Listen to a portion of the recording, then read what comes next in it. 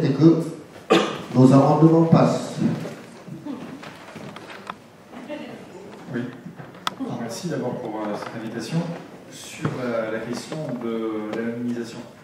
D'abord, ce qui est intéressant, c'est qu'il y a des effets de tribune, il y a les postures morales, et après, il y a, on va dire, les actions. Moi, ce que je constate, c'est que quand on a défendu ce sujet, lorsque Cécile Duflot était ministre, elle a enterré le sujet. Ça, c'est la réalité. Donc, il faut donc revenir à la charge.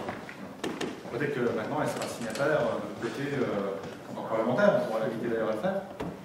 Mais c'est vrai que j'ai constaté en tout cas qu'il y a eu blocage à ce moment-là.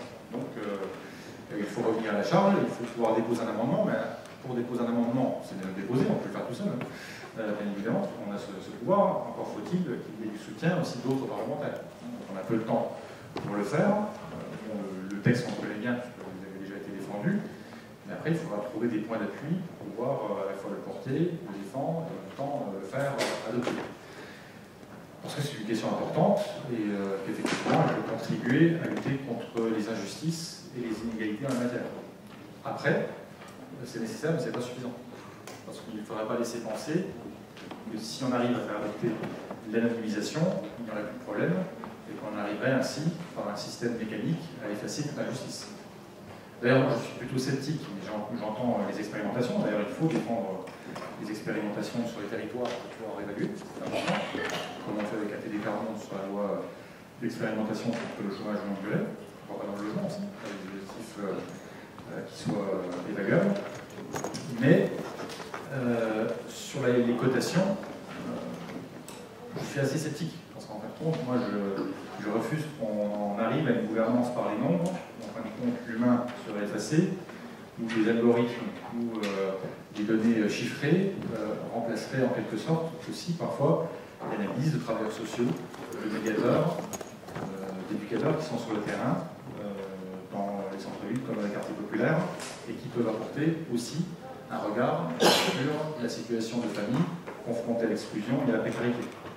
Donc c'est une question à prendre en compte. Et en fait, oui, il faut des critères objectifs, transparents. En même temps, il ne faut pas que tout soit critère et que tout soit chiffres et nombres, parce qu'en fait, il y a aussi des situations humaines qui ne sont pas toujours appréhendables uniquement par des chiffres. Donc, ça, c'est, je crois, aussi un élément à prendre en compte. Ensuite, il y a aussi un autre élément à prendre en compte, c'est qu'aujourd'hui, les modes de financement du logement déterminent le coût du logement et en même temps les loyers. Et que souvent, en fin de compte, les loyers les plus accessibles sont dans les quartiers populaires et que même parfois, je constate, qu'il existe des personnes qui ont déposé un dossier d'ALO, qui sont dans l'obligation de refuser un logement, malgré le fait qu'ils ont besoin de ce logement, parce qu'on leur propose le logement dont personne ne veut. C'est aussi une réalité. Il existe. Moi, j'y suis confronté régulièrement à travers des personnes que je rencontre dans des permanences. Donc là aussi, c'est une réalité à prendre en compte. Et donc, il faut également agir sur la construction de logements, la réhabilitation des logements, et aussi sur les charges associées au logement. Puisque ces logements sont souvent, en fin de compte, les plus accessibles de manière faciale, sont ceux qui ont les charges souvent les plus importantes, et donc le coût global du logement pour la personne est bien évidemment trop important. Et il y a donc une discrimination, parfois qui peut être bien sûr raciale, donc le racisme contre lequel il faut lutter sur le plan pénal. Il y a aussi des discriminations sociales. Alors, ATD Carbone présente un amendement par le biais parlementaire, je vais échanger avec Gilles Héron, pour lutter contre les discriminations liées à la précarité, puisqu'il y a beaucoup de personnes qui sont confrontées à ces situations et qui se voient refuser un logement, comme parfois des soins, ou d'autres domaines liés à leur situation sociale. Et là, ça peut être une vraie difficulté aussi. Donc, on voit bien en fait qu'il n'y a pas une solution magique qui ferait que tout à coup, parce qu'on a appliqué la mobilisation pour laquelle il va falloir se battre sur le plan politique pour le faire adopter, encore une fois, ça ne suffira pas. Il faudra bien sûr aller beaucoup plus loin et intervenir. Moi, je préside un organisme d'habitat, donc HLM, à Dijon, d'où le lien fort avec Hyacinthe. Et c'est vrai que quand je vois les différentes pratiques des différents bailleurs, il y a beaucoup à faire en termes de transparence. On peut largement progresser, c'est sûr. Mais je pense vraiment qu'on ne peut pas tout faire reposer uniquement sur les critères, et que je pense aussi ce qui manque beaucoup aujourd'hui, ce sont les médiations.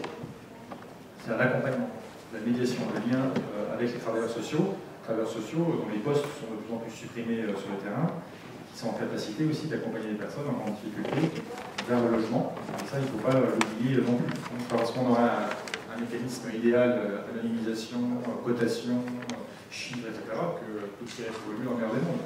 C'est beaucoup plus compliqué que cela. Mais on pourrait en tout cas s'appuyer sur des expérimentations pour pouvoir les généraliser.